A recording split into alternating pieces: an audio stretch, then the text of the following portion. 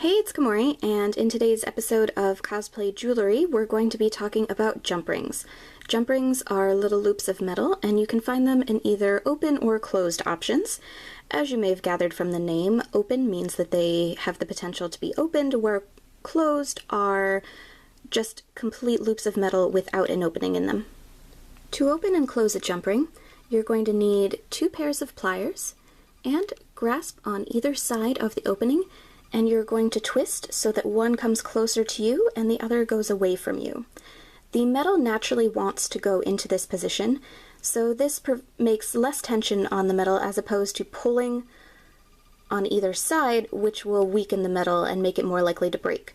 When it comes time to close the jump ring, you're just going to do the exact same procedure, but in the opposite direction, to bring the ends back together. And that was a very quick intro into jump rings. For more cosplay jewelry tutorial videos, please subscribe, and thank you very much for watching!